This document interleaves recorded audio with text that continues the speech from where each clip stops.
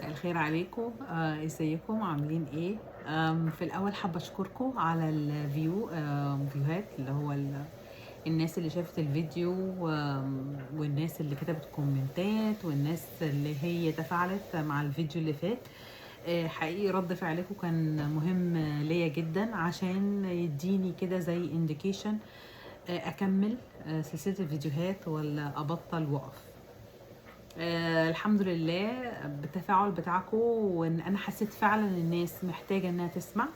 ده خلاني اقرر ان انا اكمل الفيديوهات، واحاول اعمل فيديوهات منتظمه على قد ما اقدر. كل طبعا ما ظروفي بتسمح، بس انا عندي بلان ان شاء الله ان انا هتبقى الفيديوهات هتبقى منتظمه وريجولار عن المره اللي فاتت. انا قبل كده كنت بعمل فيديو كل فين وفين. في رسالة بس حابة أوجهها لأصحاب القنوات التانيين. في كذا حد تواصل معايا على الخاص، كذا شخص، كذا قناة. قنوات ليها طابع معين، قنوات بتحب الفتنة من الآخر كده بين المسيحيين والمسلمين. وأنا مش عارفة هما جالهم طابع منين إن أنا ممكن أطلع في القنوات دي واشتم على المسيحيه او اشتم على الكنيسه او اقول حتى وجهه نظري. يا جماعه، انا مش معنى ان انا بقول ان في مشاكل، ان في اخطاء، ان انا معنى ذلك ان انا هطلع اشتم في يعني هشتم في كيان الكنيسه، او هشتم في الدين المسيحي، او هشتم في العقيده، او انا مش دي رسالتي. طب ما هو كل مؤسسة فيها الكويس وفيها الوحش، وفيها على مر العصور بيحصل حاجات بتبقى عبارة عن سياسات لأفراد ملهاش علاقة بالكيان. فأنا مش أنا مش جاية أصفي حسابات، أنا مش جاية أصفي بيني وبين الكنيسة وبيني وبين الكهنة، جاية أصفي حسابات، أو جاية أنتقم او كده.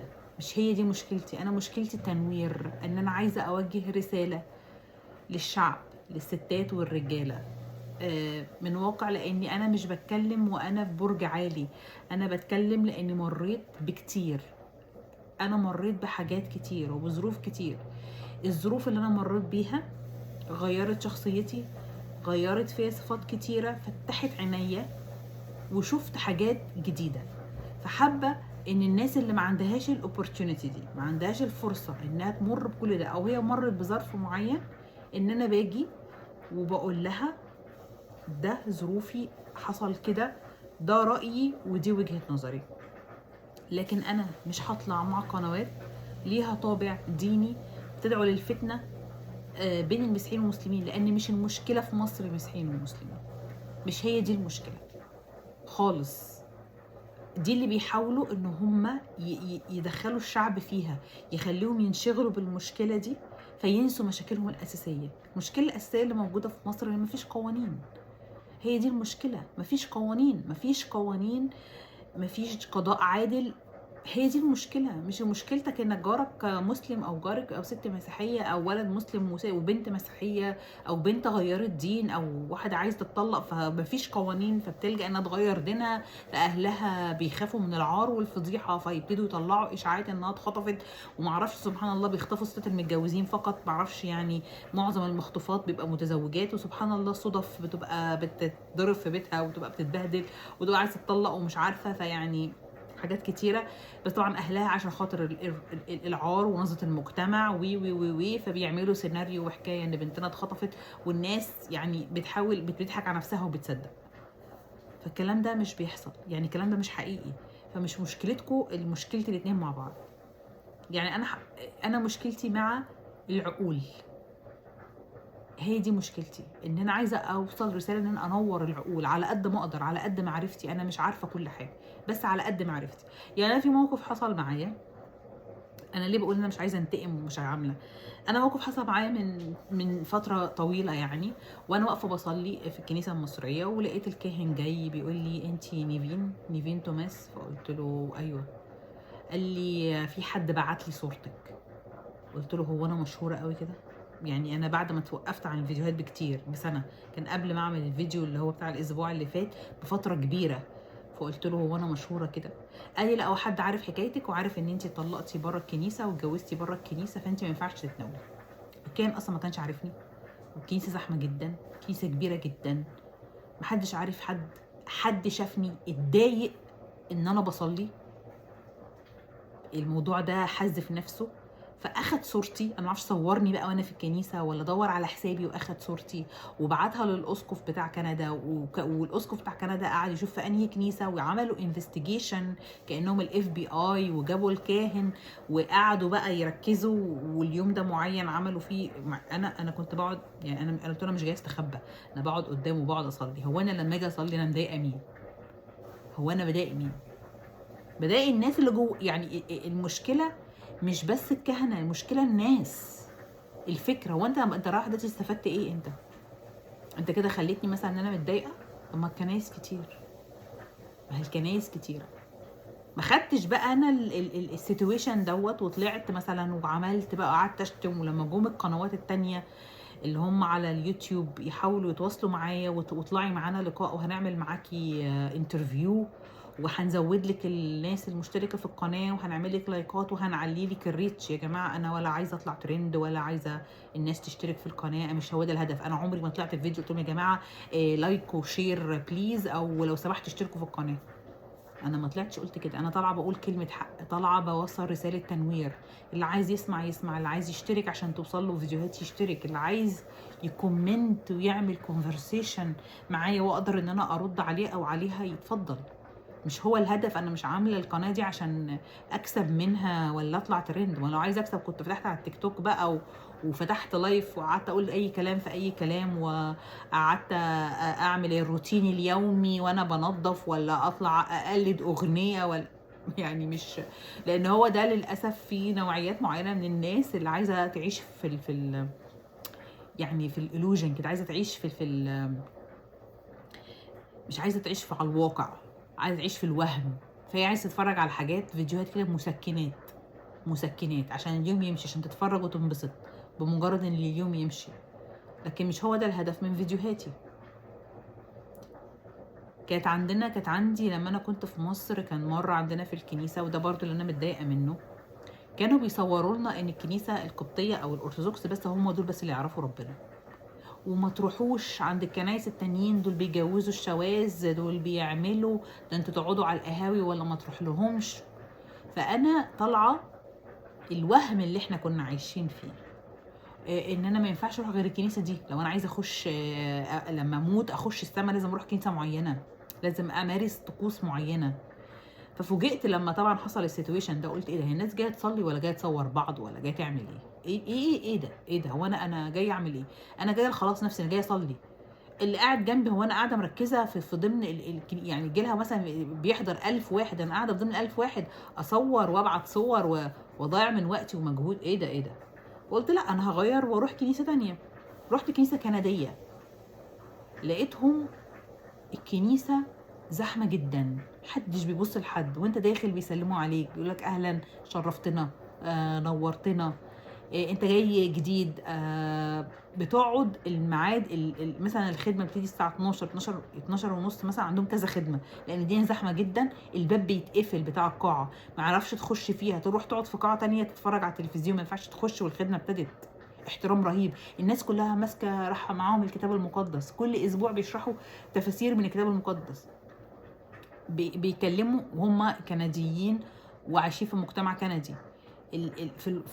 في العظه بتاعتهم كانوا بيتكلموا على العلاقات خارج الزواج، وان اللي عايش اي علاقه خارج الزواج دي يعتبر خطيه ويعتبر سن، واتكلموا ان ما فيش حاجه اسمها الشواذ وجواز الشواذ. ايه ده؟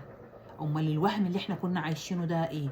انتوا بتوهمونا بقى، بتوهمونا عشان عايزيننا نكون موجودين في مكان معين، مش عشان خاطر حياتنا الابديه، مش عشان خاطر نخش السما. فلقيت، فبدات ده خلاني اعمل ريفريش وافكر في حاجات كتيره جدا، حاجات كتيره جدا. الكنيسه دلوقتي الناس، انتوا عايزين الشعب معاكم ليه؟ عشان تاخدوا عليهم مصلحه، عشان تقولوا ان احنا معانا مان باور، يعني معانا اعداد، فالعدد دوت يبقى احنا لينا صوت، يبقى لينا قرار في البلد، ناخد مصلحه. مش هو ده الهدف، يعني هو ده الهدف. والمسيحيين للاسف في مصر بداوا ينغلقوا على نفسهم، وبداوا ان هم حياتهم كلها تتمحور حوالين ان الكنيسه بقت بالنسبه لهم زي كوميونتي سنتر، بيروحوا ويقعدوا في الكافيتريات ويبقى في نادي صيفي للعيال، ويبقى هم ده المجتمع بتاعهم، والخروجات تكون مع بعض، والاحداث مع بعض، والمناسبات بس مع بعض. وبدات الناس وبداوا الموضوع ده ينتقل للجامعات. يعني انا كنت في جامعه القاهره، كان في مكان معين في هندسه اللي هي النافوره، هم دول بيتجمعوا عليها المسيحيين عشان ليها اسره. فالمسيحيين بقوا بيقفوا عند مكان معين، فبدات فمن هنا بدات الفتنه، لان هم بداوا ينغلقوا على نفسهم، وبداوا يقتنعوا تماما ان احنا عندنا اي مشكله لازم نروح للاب الكاهن. عندي مشكله في بيتي اروح للاب الكاهن، جوزي بيضربني اروح للاب الكاهن، مش لاقيه شغل اروح للاب الكاهن، عيانه اروح للاب الكاهن. انا نفسي اعرف الكهنه هم دول دارسين ايه عشان يعرفوا كل الحاجات دي. يعني واحده عندها مشاكل نفسيه تروح تتكلم مع ابونا بدل ما تروح تتكلم مع سيرابي. تروح مثلا حد عندها مشكله، راجل عنده مشاكل مع مراته وراجل عنده مشاكل نفسيه، بدل ما يروح يتعالج الست تجيب الكاهن. الكاهن ده دارس ايه الدراسه اللي دارسها عشان هو يؤهل انه يحل كل المشاكل من كل الانواع. يعني ايه الدراسه بتاعته؟ في كهنه اصلا بتبقى في الكوره اساسا دراستها يعني ممكن يكون دبلوم مثلا. يعني هو زيه زي بقيه الناس. الشعب اختاره، شعب بسيط، اختار واحد بسيط منهم، والانسان البسيط دوت راح الدير عشان يتعلم ان هو ازاي يصلي القداس وازاي يعمل الطقوس بتاعت الكهنه، لانها بقت شغلانته خلاص. فده اهله في ايه؟ انه يبتدي يحل كل المشاكل اللي بتجيله من شعب الكنيسه. بتأهله لإيه؟ فبقت بالنسبة لهم الموضوع بقى بالنسبة لهم باور. يعني في السويس مثلا هتلاقي في كهنة كتير عيالهم شغالين في البترول، مع ان البترول مثلا ده مفروض ان هو منلي لابناء العاملين او للناس اللي طالعين اوائل على الكليات او اللي عندهم وصايا زي مجلس الشعب ومجلس الشورى، الضباط، ضباط الجيش، الوسايط. فبقى الكهنة من يعني بقوا نوع من انواع الوسايط. طب انتوا الباور دي خدتوها منين؟ خدتوها من الشعب، لان الشعب كله بقى متجمع حواليكوا، فبقى انتوا بتتحكموا فيهم. طب مين اللي مستفاد بقى من الموضوع ده؟ الدولة. الدولة هي اللي عايزة تعمل كده، عايزة تخلي مسيحيين يبقى فيهم كام شخص متحكمين فيهم. فلما يقولوا لهم روحوا صوتوا على القانون ده ويعملوا كده، روحوا انتخبوا الشخص ده يعملوا كده، اطلعوا في 30/6 قولوا احنا موافقين على حاجة معينة، يطلعوا ويتكلموا، لان بقى ليهم قائد او بقى ليهم مجموعة من القوات هم دول اللي بيعبروا عن الشعب. والشعب ده حتى لو كان نسبته 10 أو 15%، دول برضو بالملايين وصوتهم مضمون، لأن عندهم واحد هيقول لهم يمين يمين شمال شمال وهم هيمشوا وراه. عشان كده الدولة كرد للجميل ابتدت إن هي تسلم رقبة المسيحيين عن طريق ملف الأحوال الشخصية، إن هو يكون في إيد الكنيسة بس. وانا اتكلمت وقلت الكنيسه والكهنه دول هم مؤهلين بايه عشان يبتدوا يمسكوا ملفات زي كده؟ هم دارسين ايه؟ انت متخرج من ايه؟ دارس ايه؟ خبرتك ايه في الحياه؟ انت بقيت كاهن، اول ما بقيت كاهن خلاص. واحنا الشعب اللي بنعمل كده، احنا الشعب اللي بنعمل كده، احنا اللي بنخلق الفراعين. لان احنا ما نجري ونشوف واحد كاهن لابس عبايه سودا اجري بسرعه واقعد ابوس ايده ابوس ايده ابوس ايده واحللي ده واعيط له وحللي مشكلتي. واحنا اللي عملنا في نفسنا كده. فانا عايزه الناس تبتدي ان هي تفكر، تبتدي ان هي تتنور. مصر مش هتتعدل غير لما يكون في قوانين وقضاء عادل. قوانين، القانون هو اللي بيمشي البلد، لكن محسوبيات، احكام عرفيه، هنسيب الفصيل ده هو ده الجماعه بتاعته اللي تمشيه. ده مفيش بلد متحضره متقدمه بتمشي كده. التحضر والتقدم مش ان انا ابني كباري، ان انا اعمل قرى في الساحل الشمالي، ان انا اعمل عاصمه جديده، ان انا اعمل مباني جديده. التطوير والتقدم بان انا اوجد قوانين تمشي على كل الناس، الفقير، الغني، الجاهل، المتعلم، الست، الراجل، الطفل، كلنا يكون لنا قوانين، نحس ان احنا عايشين في امان. انا قرار الهجرة بتاعي اخدته او صممت عليه لما حصل موقف مع بنتي كانت في كي جي 1. انا مش عارفه انا حكيت الموقف ده قبل كده ولا لا. كانت في مدرسه في السويس، المفروض ان هي اغلى مدرسه ساعتها ومدرسه خاصه، والبنت حصل لها موقف ان هو ما كانش فيه سوبرفيجن وكانت بتروح بالباص، فقعدت في الفصل فطلعت، فبتبص من فوق من دور ما كانش مبني، فاتشعلقت بين السماء والارض. ولولا ستر ربنا ان هي كانت لابسه الشنطه بتاعتها، لسه الشنطه بتاعتها هي اللي حاشتها، وجابوها ومحدش كلمني، محدش اهتم انه يكلمني، محدش اهتم ان هو يتواصل معايا. وعرفت من بيرنت، اخدت رقمي، عرفت تروح الاداره وتجيب رقم بطريقه معينه. ولما رحت بلغت الشرطه، عملت بقى موقف متحضر، انا بنتي وكانت هتقع وهتعمل وهتموت، وبنت عندها كي جي 1 4 سنين يعني. بلغت الشرطه لان المدرسه دي صاحبتها بنت لواء جيش.